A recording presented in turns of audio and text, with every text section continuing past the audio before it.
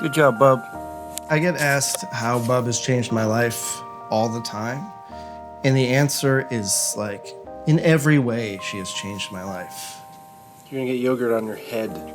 She was part of a feral litter in rural Indiana, just nearby, and no one was really ready to take care of her. I think everyone could tell that she would require some extra care.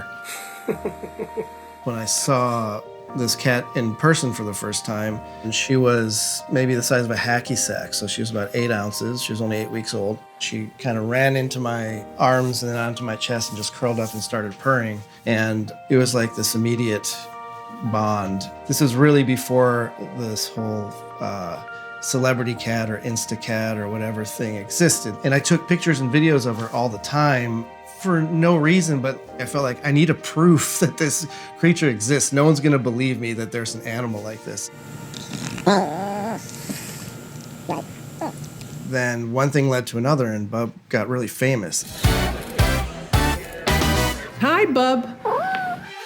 Being on shows and meeting celebrities, that was all sort of like a novelty to me. This was bound to happen sometime. Before I knew it, I'm like running an online store. I've learned so much, even just how to run a business when you never intended to run one. And I'm just like, how did I wind up in this spot with my cat? But look at all these people waiting to get to see Lil Bub. It's like it's Led Zeppelin, but as a cat. Sometimes I think it's just a weird dream I'm gonna wake up from, you know.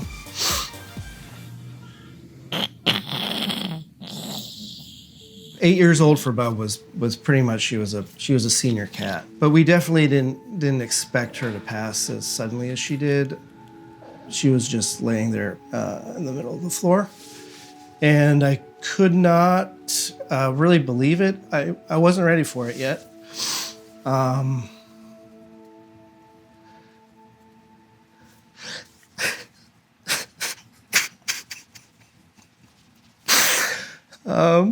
I honestly haven't had much time to process it.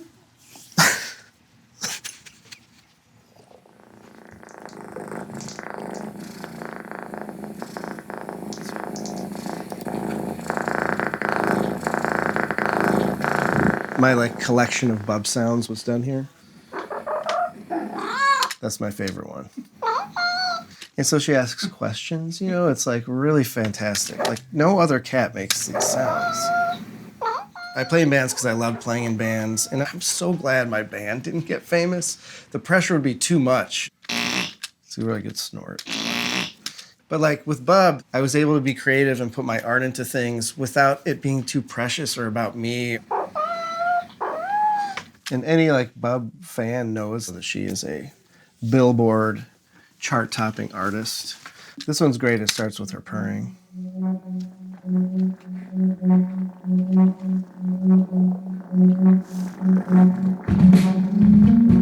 I've always sort of thought of it as Bub was my boss. She is certainly a greater being. She taught me unconditional love. That's the first thing she taught me. And she's like, okay, you've learned unconditional love. Now I'm gonna lead you to your future wife. This is the exact moment Mike and I met. He was in town for the Internet Cat Film Festival. You know, here we are many years later with 2 kids and it worked. Don't eat your boogers on camera, man. Everyone's gonna see this.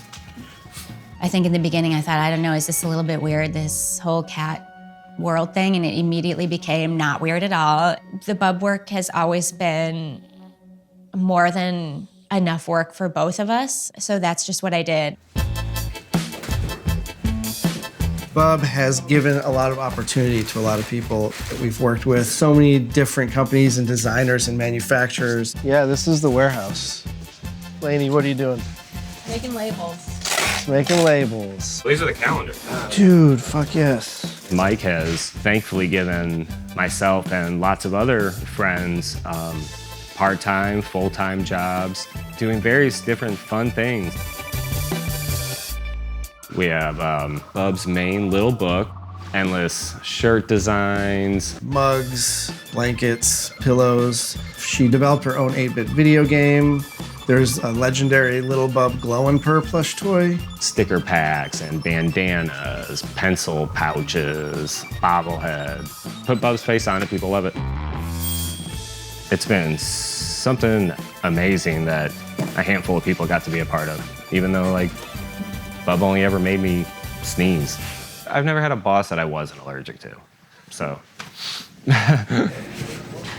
me a 5, Dave. All year in the warehouse, we prepare for Black Friday weekend and the following 2 weeks. The holiday season, right? The Black Friday thing was like when we raised the most money. It was what I worked for all year pretty much, you know? I have everything manufactured and ready to go. I have to like take big loans out to like make 5,000 sweaters, you know? It's like crazy. People will ask me all the time, like, what'll happen after Bub dies? What'll happen? And I never have an answer for them. Bub passed away the day before Cyber Monday. I was like, what are we gonna do with all this merchandise? Like, is it weird to sell all this stuff when Bub's not here?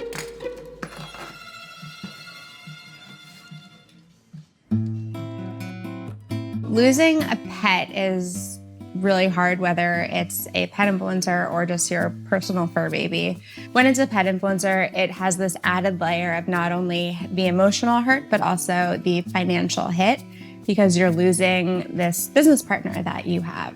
The dog agency is the first talent management agency to focus on pet influencers. We've grown to have over 150 clients, and we've expanded beyond dogs to have cats and all kinds of specialty pets like monkeys and pigs and hedgehogs and toads. This is Toby the Toad as an astronaut. I found this account and I was like, Lonnie's not gonna love this, but like I'm getting a kick out of this. And she was like, we need to sign this toad immediately. And I was like, okay, I'm on it. That's my phone background. We connect our pet clients with brands for campaigns. So everyone from Amazon to Sony to Facebook to PetSmart. And an influencer with around 100,000 followers is getting in the 1 to 2K range per sponsored post. Someone with millions of followers is in the 15 to 20K range. So our top clients that are doing a lot of work are making 6 figures a year doing this. Here we have a mural of some of our clients. That right there is Tuna Melts My Heart. That is a husky from Gone to the Snow Dogs. This is Chloe Kardashian. She's passed on. When the animal dies, a lot of the business dies with it. But on the flip side, you have this huge community that really loved your pet as much as you did.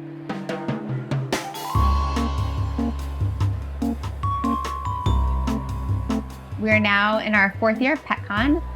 The idea for it kind of came out of people wanting to meet the pet influencers offline.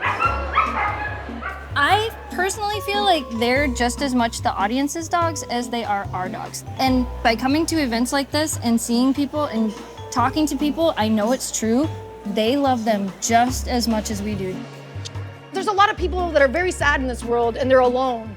And when they open up Instagram, all of a sudden they're not alone. And if I can be a part of that, then, you know, my life's complete. It's really tough being a pet influencer. I cannot imagine juggling it on my own. We have an agent, it's the dog agency. It definitely helped us as far as even closing on a house. Things became a lot easier once we found Lonnie, you know? We didn't have to deal with any of the contracts and the negotiations. She understood the value and the worth of what we do. My background's in law. I graduated from Harvard Law School, wanted something more creative, moved back to New York, and got a dog. Good exercise. You're so good. Lonnie Edwards is mom to Chloe the Mini Frenchie, follower count 90,000+. When I was starting the dog agency, having Chloe sitting at the table next to me was the most powerful partner I could have had. She would come to meetings, she would help me with pitches. Chloe was the reason all of this exists. She was there with me from day one. I brought Chloe to the vet for a soft palate procedure, which was extremely common for French Bulldogs. When they connected her to the oxygen, they didn't calibrate it and they blew out her lungs and killed her. How gorgeous is she? So gorgeous. So beautiful. Man, and literally one of the biggest diamonds we have ever grown. Are you serious? Officially. 1.75 carats, baby. That's amazing. This is a photo of when I was presented with a diamond from Chloe's ashes. And I wear it every day. Losing Chloe was the hardest thing I've ever experienced. It's the most heartbreak I've ever felt. And I guess now when we have clients that have lost their pets, I really understand how they're feeling. I think from a business perspective, pet mortality is definitely something people think about more now than they used to when pet influencers weren't really a thing and people just had a pet. They put it on Instagram. Now the industry has evolved so much that it is something people do think about. I think as long as the brand and the identity of the account stays consistent, it is possible to evolve as things change. I had a dog, Smiley, who was a puppy mill dog and born without eyes. People were so inspired by this little blind dog who could do anything, really. Smiley was 16 when we lost him. Having to make that post to tell his hundreds of thousands of fans all over the world that he was gone. I thought, there's gonna be a lot of really sad people in the world. They didn't want anything more than me to adopt another dog. This is my dog, Sunny. Obviously, I wanted to find a dog with a vision impairment, and not for the social media aspect. I was good at it, and it's strange, over the last 2 years, it's like he's morphing into Smiley, which is very odd. Ruckus was our original cat, and that's the namesake for our account, Ruckus the cat. This is Lieutenant Dan. Say hi. Ruckus was adopted from a shelter. His owners actually wanted him to be put to sleep because I think he scratched their child, but he wasn't aggressive. He was scared, and he kind of inspired us to foster cats. Ruckus actually passed away on my birthday. It really sucked, but we knew we had to keep the account going. We always incorporated our fosters and other cats in our feed, so it was a natural shift. Ruckus kind of has a grumpy face like Lieutenant Dan, so yeah, it's pretty eye-catching. This is Memphis, and this is Kira, and we are from Gone to the Snow Dogs. It's kind of like a lifestyle brand more than just one animal. And I think that kind of helps us a little bit when we do have to transition. Oh, life of the husky part, whatever part this is. Hey, little Missy. We've actually lost a total of 3 in the 10 years I've been doing this. And I'm not saying that like we replace our dogs because we have multiple dogs under one username. We are Gone to the Snow Dogs, and that was pretty much the name we came up with because that would incorporate everything we do and all the dogs we have, no matter what. For me, I wasn't sure what I was going to do. The account was very much about Chloe. When I decided to get another French Bulldog, I thought that Chloe's community would love to see her. So this is little Emma. She's very sweet. But not everyone's looking to transition the account into something else. Like some people had a pet, the pet became famous, they had this great thing with their pet, the pet passes, and that's it. Yeah. How you doing, brother? Good, man. Good to see you. Come on in. Come on in. I've been afraid of how to announce that Bub is going to pass since she was 1 year old. And I was worried about everything was going to happen. Like, this has been our family business, too. Hey, man. Hey, man. How are you? Good. Still mixing up these beans. As soon as she passed away, of course, I was a wreck. But it felt like everything kind of fell into place and made sense. When I say that she has magic, I'm not just saying it metaphorically. I truly believe she knew exactly what she was doing. It's all part of her plan. I'm so sure of that. What we didn't expect is that we got more orders than we've ever gotten since she ever got famous by like 10 times more. But I thought I should make some commemorative shirts. That's what people are looking for. Because of Lil Bub, I've been able to like hire people and stuff like that, which, you know, being a job creator has been awesome. So like I wouldn't have the auto press without Lil Bub. That's like the whole spirit of Bub is to pay it forward in a way, you know? I didn't know ever what to expect, like how it would feel after she passed, but from the messages, people care about her even more now. That sounds weird, but like she's done so much good. Lil Bub's Big Fund has administered over $425,000 in grants to shelters with special needs pets. And it's all sort of like in Bub's honor now. Looks pretty good, man. That looks pretty good. I don't think that anybody can predict what just one small, tiny animal can do. It is so lovely and wonderful to hear from people what Bub meant to them, because that just kind of helps ease any grief that I have. There are so many people who are suffering and feel different, and Bub's message was there's nothing wrong with you.